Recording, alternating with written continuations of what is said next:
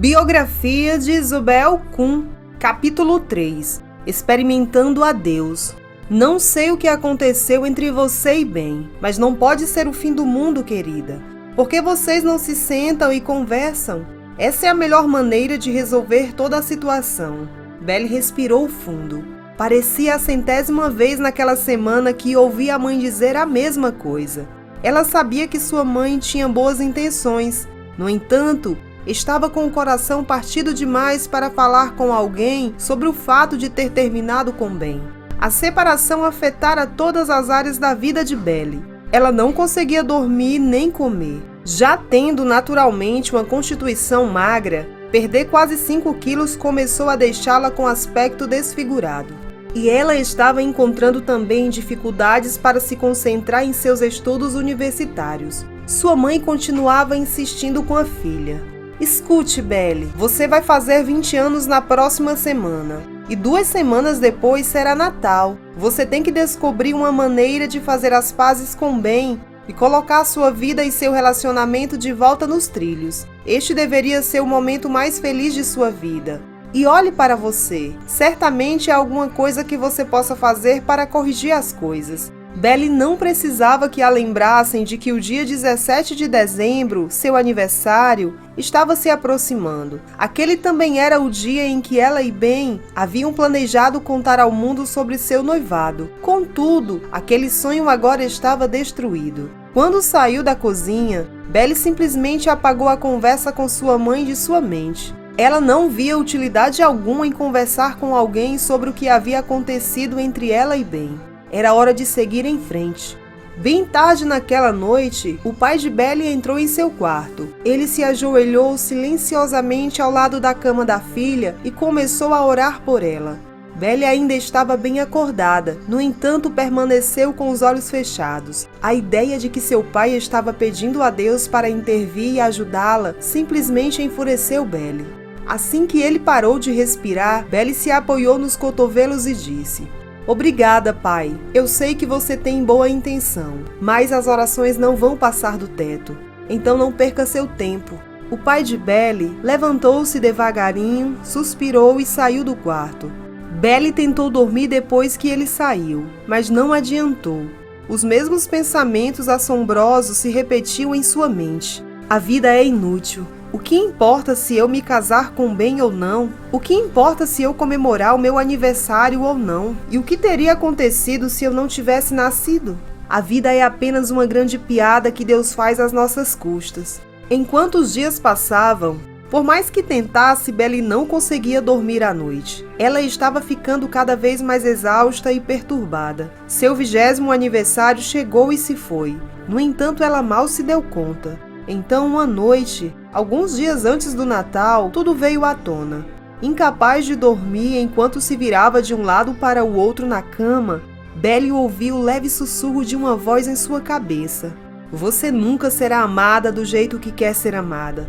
Seus padrões são muito altos. Você não vai ser feliz. Então por que continuar vivendo? Não há nenhum propósito para todo esse sofrimento. Por que você não sai da cama e vai até o armário de remédios, pega o frasco que está escrito veneno e bebe? Todos os seus problemas acabarão. Você irá cair em um sono profundo, do qual nunca mais terá que acordar. Antes que percebesse, ela já estava saindo da cama e estava caminhando pelo corredor em direção ao banheiro. Para ela, a voz que ouvira em sua cabeça estava certa. Era hora de acabar com as frustrações e a infelicidade. Era hora de beber o veneno e acabar com a própria vida de uma vez por todas. Belly estava com a mão na maçaneta da porta do banheiro, quando ouviu seu pai soltar um gemido enquanto dormia. Algo nesse gemido cortou seus pensamentos confusos. Como posso fazer isso com meu pai? Ela pensou. Se eu me matar, ele passará o resto da vida se perguntando se eu fui para o inferno, mesmo que eu não acredite nesse lugar. Como posso fazer isso com ele? E como ele iria lidar com as manchetes que certamente apareceriam no jornal? A estudante de honra da Universidade da Colômbia Britânica, votada como a mais popular, se mata. Que tipo de presente de Natal seria esse? Com aquele pensamento, Belly soltou a maçaneta, virou-se e voltou na ponta dos pés para o quarto. ela não beberia o veneno. De volta ao quarto, Belle ficou sentada quietinha na beirada da cama. Enquanto pensava no que acabara de acontecer, uma frase de um poema que lera em um teste recente de poesia veio à sua mente. A frase era de Dante e dizia assim: "Em sua vontade está a nossa paz." Ela pensou em como era estranho que aquela frase voltasse à sua mente justamente naquele momento. Dante acreditava em Deus, mas mais do que isso, ele parecia pensar que a paz poderia ser encontrada na vontade de Deus. A ideia parecia tola e desagradável. Contudo, Belle não tinha nada melhor com a qual substituí-la, então ela fez uma barganha com Deus. No escuro, ela levantou as mãos para cima e disse: "Deus, se houver se tu me provares que existe, e se tu me deres paz, eu te darei toda a minha vida. Farei qualquer coisa que tu me pedires. Irei a qualquer lugar que tu me enviares pelo resto da minha vida." Nenhuma estrela caiu do céu, e nenhuma luz brilhante cintilou ao redor de Belle quando ela terminou de fazer sua barganha. Ela subiu na cama e fechou os olhos. Na manhã seguinte, ela acordou depois de ter desfrutado do mais longo período de sono tranquilo desde que terminara com Ben. Quando Belle acordou, os eventos da noite anterior estavam vívidos em sua mente. Ela pensou no que fazer com eles. Uma coisa era certa: não ia contar para nenhuma outra pessoa sobre sua oração. Isso estava fora de questão. Aquele era um acordo particular entre ela e Deus, se ele existisse, e mais ninguém. Além disso, ela não podia imaginar o que seus pais fariam se soubessem que ela havia orado como havia feito. O pai dela iria ajoelhar ao lado de sua cama todas as noites e a mãe a forçaria a participar de todas as reuniões de oração missionária que houvesse entre sua casa e as montanhas rochosas. Não, Belle prometeu a si mesma. Agora não era hora de contar para ninguém sobre sua experiência com Deus, e talvez o momento certo nunca chegasse. Naquela noite e a noite seguinte, Belle dormiu profundamente. Ela começou a se sentir melhor a respeito do rompimento com Ben, e melhor a respeito das possibilidades que viriam pela frente. Na privacidade de seu quarto, ela começou a estudar a Bíblia, apenas as palavras de Jesus, sublinhando tudo o que ele mandara que as pessoas fizessem e prometendo a si mesma que faria o possível para cumpri-la. Após sua leitura diária da Bíblia, ela orava a Deus pedindo por força e por entendimento para superar um dia de cada vez. Embora nada dramático tenha mudado do lado de fora, por dentro Belle podia sentir-se descongelando. Ela começou a se sentir mais relaxada a respeito de sua experiência com Ben. A amargura desapareceu e sua vida mudou de preto em branco para colorido novamente. Belle não percebeu o quanto ela havia mudado por dentro, até que sua amiga Jill a convidou para participar de sua festa de aniversário. A família de Jill acabara de construir uma casa nova e espaçosa em Vancouver. A casa era completa, tinha até uma pista de dança na sala de estar, e Jill parecia estar ansiosa para mostrá-la aos amigos. Na noite da festa, Belle estava dançando com um amigo da faculdade quando a campainha tocou. Com um sopro de ar frio, um novo grupo de jovens convidados entrou na casa. O coração de Belle disparou ao reconhecer dois dos novos convidados, Ben e sua amiga. Como eles se atrevem? Belle pensou quando os viu. Eles sabem que Jill é minha amiga e que eu estaria aqui. Incapaz de controlar o tremor que tomara conta de seu corpo, Belle rapidamente se desculpou com seu parceiro e correu para o andar de cima. Ela bateu a porta do cômodo onde ela e as outras meninas haviam deixado suas bolsas e chales. Ondas de raiva a invadiram. Era como se estivesse vivendo a humilhação mais uma vez. Como se estivesse ouvindo Ben dizer a ela que ele queria ficar com outras mulheres também. Belle tremia de forma violenta. Então ela se lembrou da frase da poesia de Dante: "Em sua vontade está a nossa paz." Ela também se lembrou de sua promessa de tentar cumprir os ensinamentos de Jesus a respeito de orar sobre todas as coisas. Belle levantou as mãos e disse em voz alta: "Ó Deus, se tu és real, por favor me dá." De repente ela sentiu como se um choque elétrico tivesse sacudido seu corpo e sentiu como se uma paz líquida estivesse escorrendo por seus poros. Ela olhou para as mãos. Elas estavam firmes e não tremiam. Ela se imaginou descendo as escadas e continuando a dançar, até mesmo dançando com Ben. E então percebeu que estava sorrindo. Que estranho! Ela pensou: estou calma, sorrindo e pronta para continuar comemorando o aniversário da Gil.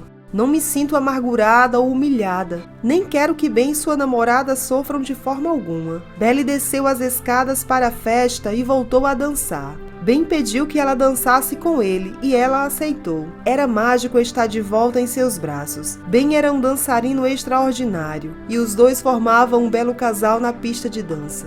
Você está linda essa noite, Belly. Ele sussurrou em seu ouvido. Belly aceitou o elogio, no entanto ele não pareceu mais tão bom como antes. Deus ou algo fora dela respondera às suas orações e lhe dera paz. Mesmo depois disso, Belly ainda não estava pronta para contar a mais ninguém o que estava acontecendo. Ainda era demais para ela absorver, e ela não queria se incomodar com as expectativas de outras pessoas a seu respeito. A única coisa que ela permitiu que sua mãe fizesse foi convencê-la a frequentar uma aula bíblica aos domingos à tarde com o professor Elise. A primeira vez que Belly assistiu à aula bíblica foi como um favor para sua mãe.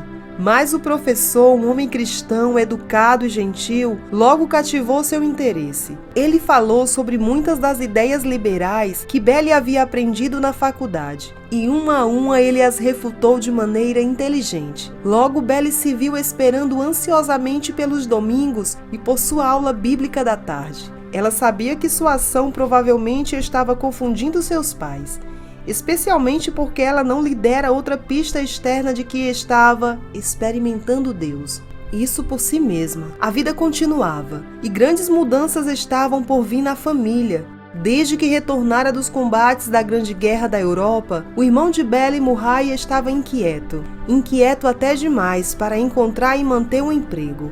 Eventualmente, os pais de Belly decidiram que era hora de intervir na vida do filho. Eles venderam sua casa em Vancouver e compraram uma fazenda para criar galinhas, não muito longe de Vitória, na ilha de Vancouver.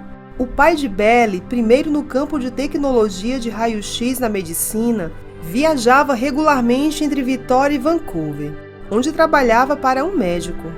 Ele iria continuar com seu trabalho médico enquanto seu filho Murray administraria a fazenda de criação de galinhas. Isso deixara todo mundo com um lugar para morar, exceto Belly, que finalmente se formara na Universidade da Colômbia Britânica em maio de 1922. Ela aceitara um emprego como professora da terceira série. Ela realmente queria se tornar uma professora universitária. Toda a vida isso exigiria mais estudos, e ela decidira esperar até ficar um pouco mais velha, antes de embarcar em estudos mais avançados. Ninguém levaria a sério uma pessoa graduada de 20 anos.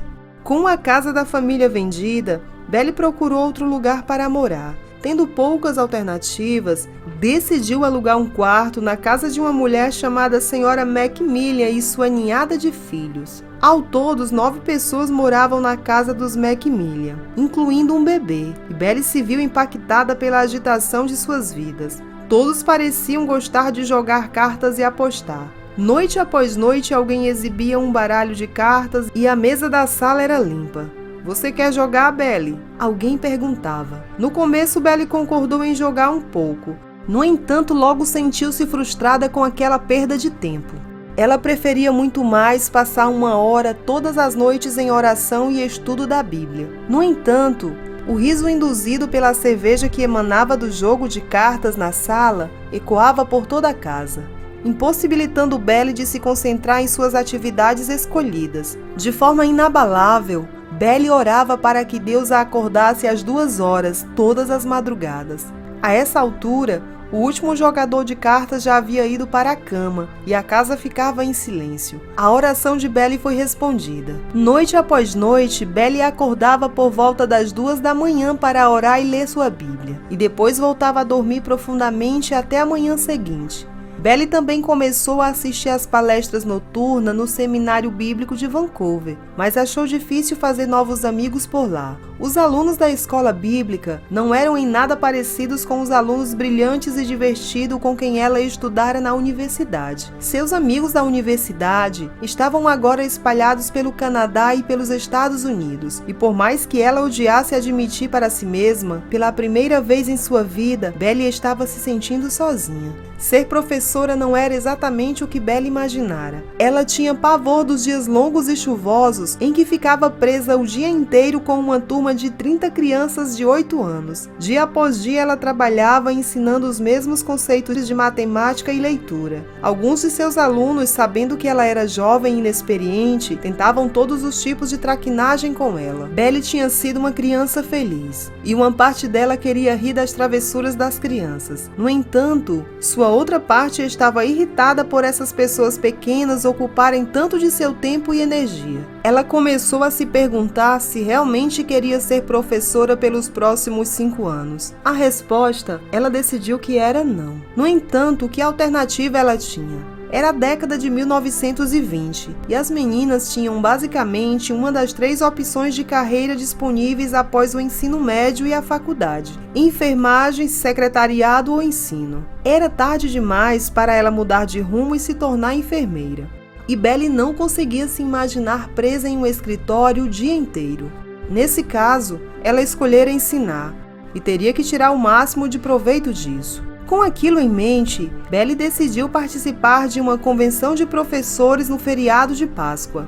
Ela esperava que a companhia de outros professores e o aprendizado de algumas novas técnicas de ensino revigorassem sua visão de ensino para alunos da 3ª série. Quando Belly contou ao seu pai o que estava planejando fazer, ele providenciou que ela ficasse na casa de seus amigos, Otis e Julia. Isso deixou Belly com muita raiva. Certamente seu pai tinha consciência de que ela era velha demais para que ele tivesse que fazer arranjos por ela. Ela não teve tempo de mandar um telegrama para que ele soubesse que ela preferiria ficar com pessoas mais jovens. Foi uma Belly frustrada que desceu na balsa ao chegar.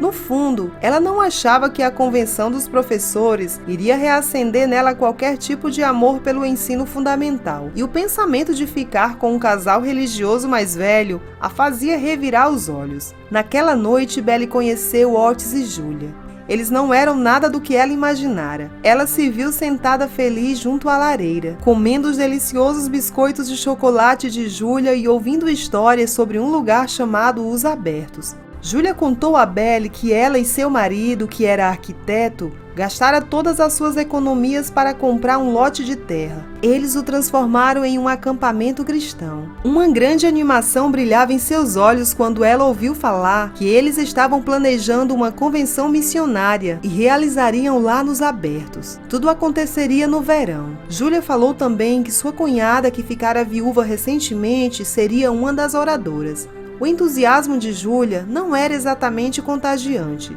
mas enquanto Belly estava deitada na cama naquela noite, ela admitiu para si mesma que a mulher de meia-idade era bastante agradável e que havia lugares piores onde ela poderia ter ficado. A conferência acabou não sendo tão inspiradora quanto Belly esperava que fosse, e deixou muito tempo para ela aproveitar e passear. Na tarde de domingo de Páscoa, ela se encontrou com Mami, uma antiga amiga da universidade. As duas mulheres passaram uma tarde divertida, caminhando pela orla e subindo o Monte Queen Anne para apreciarem a vista panorâmica da cidade. Tudo estava indo bem até que Mami finalmente perguntou a Belly: "Você gosta mesmo de ser professora?" Belly foi forçada a segurar as lágrimas enquanto lhe respondia: "Não estou muito feliz.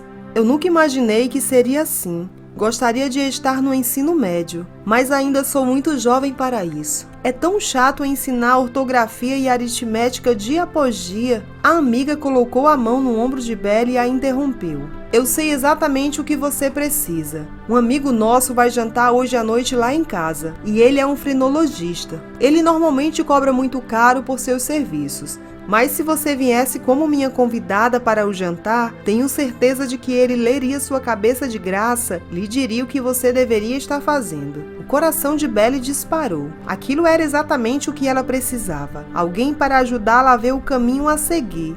E quem melhor para fazer isso do que um frenologista? Afinal, os frenologistas Eram médicos treinados que podiam olhar para o formato do crânio de uma pessoa e dizer a ela para que tipo de trabalho ela era adequada. E isso era a onda do momento. Então Belle lembrou-se que deveria estar de volta à casa do casal a qual ela se hospedara para o jantar. Mami, isso parece maravilhoso, exceto por um problema. Eu não sei se consigo escapar na hora do jantar. Estou ficando com um casal muito religioso e não sei o que eles pensam sobre esse assunto. E logo no domingo de Páscoa, mas você tem que vir, respondeu sua amiga. Você não quer ser uma velha professora de escola sombria e infeliz daqui a 10 anos, quer? Você tem que descobrir o que realmente deveria estar fazendo. Eu sei que tenho, disse Belle. Eu acho que posso resolver o problema. Preciso voltar para a casa do casal agora. Explicarei a situação e depois ligo para você. Tenho certeza de que eles não se importarão se eu explicar o problema em que me encontro. Além disso, eles não são meus donos. Eu só estou ficando na casa deles. A amiga assentiu. Se alguém consegue se desculpar e fugir de um jantar, esse alguém é você, Belle. Estarei aguardando sua ligação. Belle e sua amiga se separaram. O coração de Belle estava leve quando ela voltou para a casa do casal. Finalmente ela estava no caminho de conseguir algumas respostas. De certo, essa noite seu futuro se revelaria diante dela.